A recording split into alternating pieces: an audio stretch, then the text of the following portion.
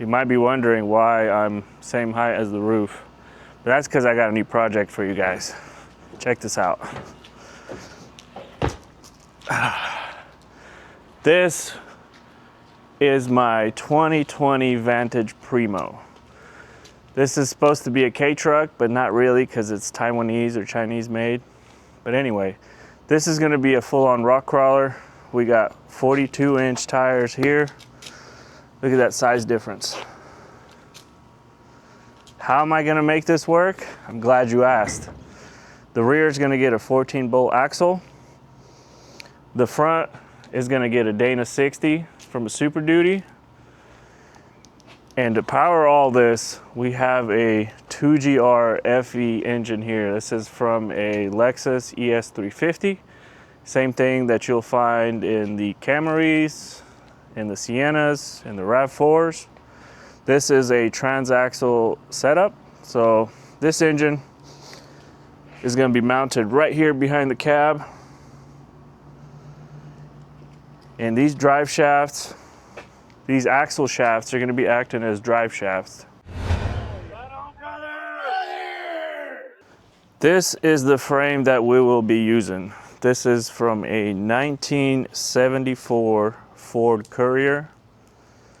The reason why we're doing that is because I wanted to have some kind of paperwork from DMV that has some kind of identification for it. And this right here, this K truck, does not have a frame, so it's a unibody style. And I would like a frame on this rock crawler. Let's check out the interior. As you can see, everything looks fairly modern in here. We got AC, heater, stereo. Looks pretty nice in here. It is a little small and crowded, but let me show you guys where the engine is.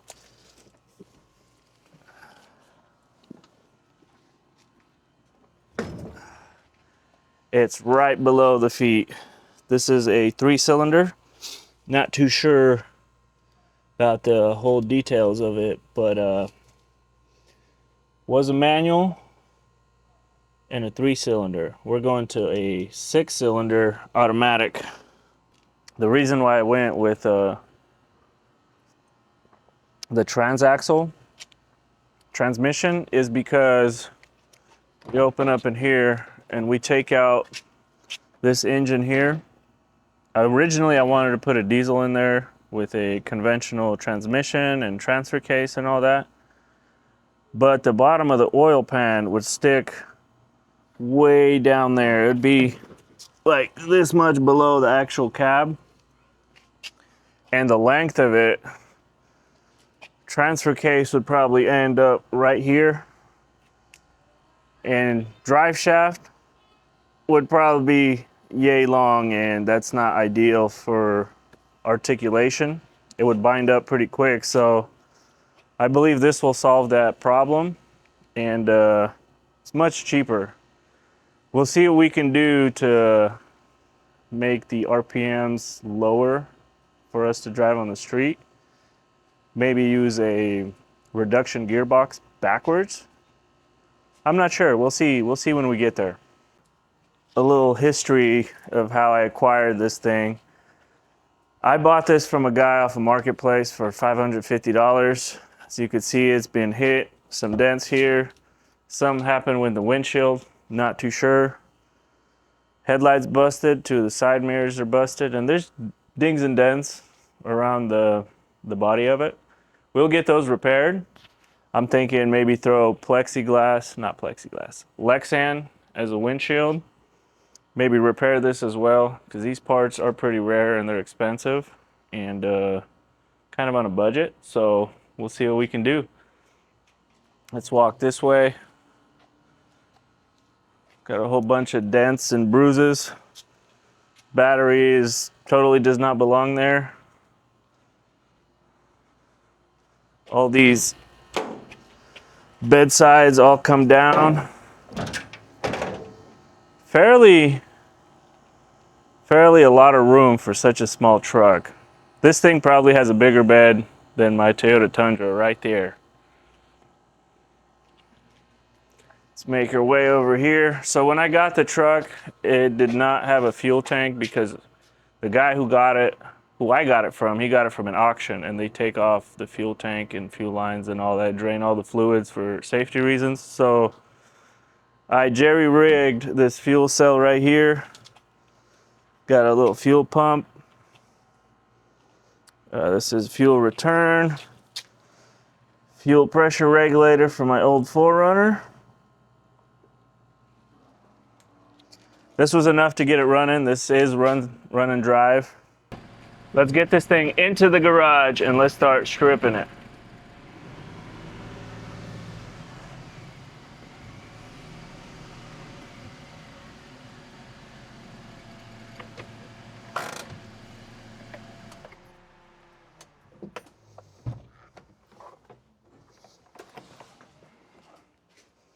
Main goal right now, we're gonna pull this engine out. We're gonna start taking the bed off and try to get the cab off. First order of operations, let's get this engine out from the bed. This way we could get to removing the bed.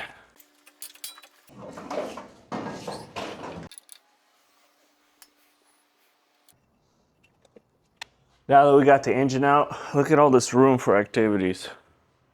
Pretty massive for such a tiny truck. But anyways, we got to unscrew all these bolts holding this.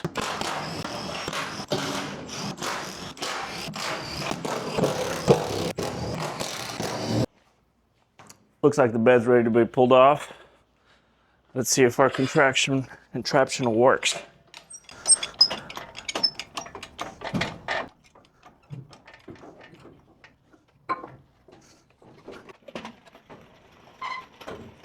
Nice, got the bed off. It's pretty simple.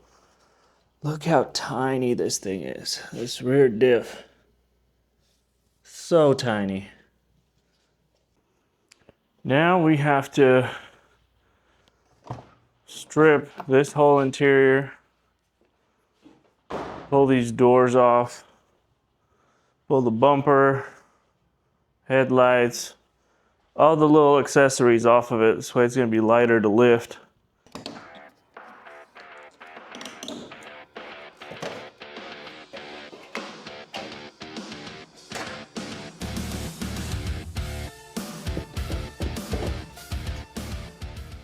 So while in the process of removing all this stuff, I'm gonna label all these wires so it's easier for me in the future. Because I do plan on keeping the wiring for this truck itself, like the heater, stereo, and basically headlights, taillights, and all that. I'm planning to keep all that and just integrate the other engine's harness into this. This way we're not starting from scratch, because it already has a fuse box. It has all the stuff. I just got to integrate them.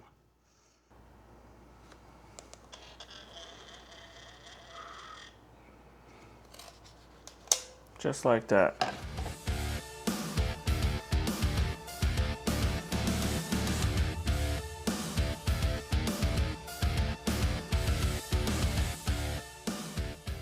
It's enough for the front for now. We got quite a bit that goes through the firewallish area there.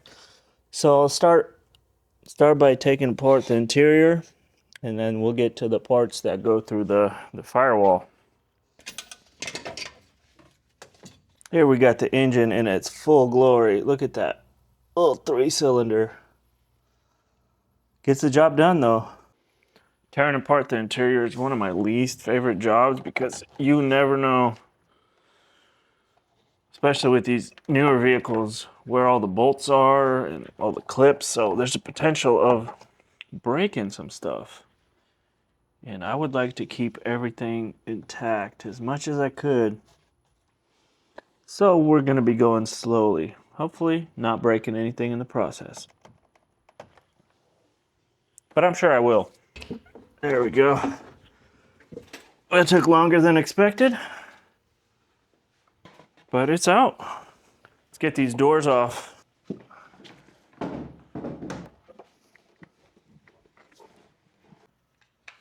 me show you guys something very interesting. This is the brake booster and master cylinder. This little tiny thing right here controls all the brakes. So this truck did come with ABS. All that's going away. I'm very curious to see what the size of this master cylinder is. Probably some stupid tiny, but I don't know, who knows? Will it stop those 1 tons? I do have smaller brakes on there. I highly doubt it, but I'm very curious to see the size of this. And now we have room for all kinds of activities. So this right here is basically under the hood. This hood doesn't open or nothing, but that is what is under there. A lot of precious space that we will need. Got some progresses done. Engine wires are all disconnected. Hopefully all the hoses are disconnected too.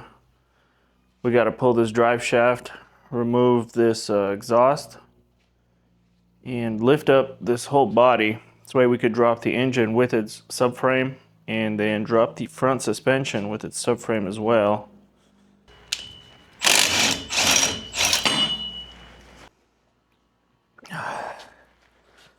It's so hot. It's like 105 degrees in here. Before I pull the engine, I'm gonna pull this axle out so I could drop the engine and just drag it backwards. So let's get this thing on jack stands, pull the diffs. Question is, do you guys think these jack stands are strong enough? They're way overkill, but that's what we got.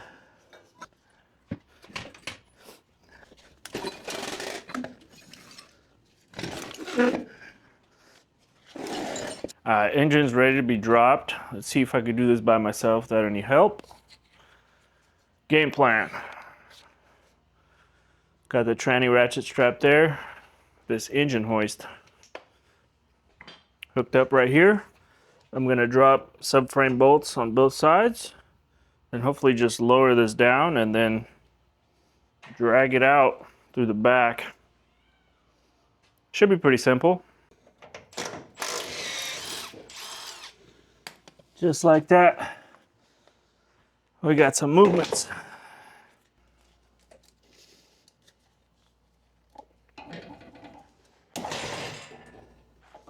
Well, dropped it just a tad bit, I guess. Should be it. Okay, let's get this thing pulled.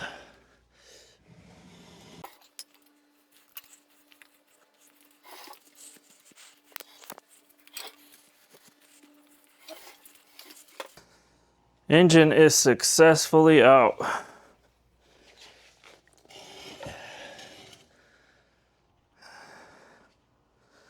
So tiny.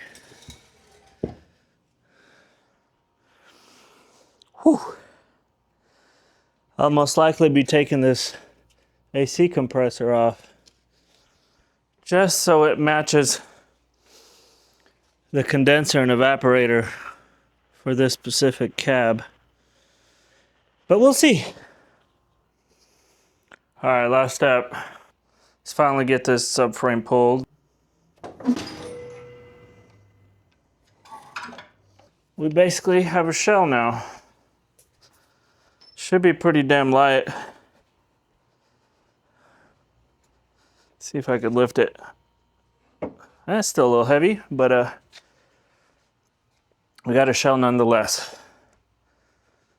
I gotta clean up all these parts before I start cutting all this shit up. I mean stuff, sorry.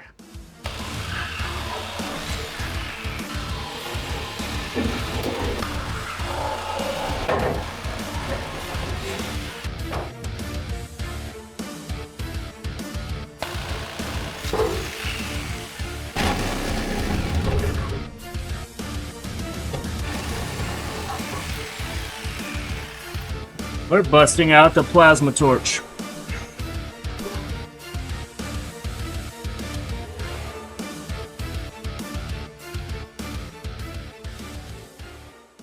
So after a whole bunch of plasma cutting and grinding, we finally got the cab stripped down to where I feel comfortable. Let's see what we got. I left the wiring in place because it's really not in the way currently. We got all this unibody crap torn out. It's basically ready to go onto a frame. I'm curious to see how much this thing weighs. So drop a comment with your guess, and I will get this thing weighed. Next video, guys, we're going to be lowering this cab onto the frame. Before we do that, we're going to need to modify that frame. The front is a little narrow. We're going to make it a little wider, and hopefully get the axles underneath, put the engine in. Yeah, we'll start doing a whole bunch of mock-up. Leave a like, subscribe, hit the bell for notifications.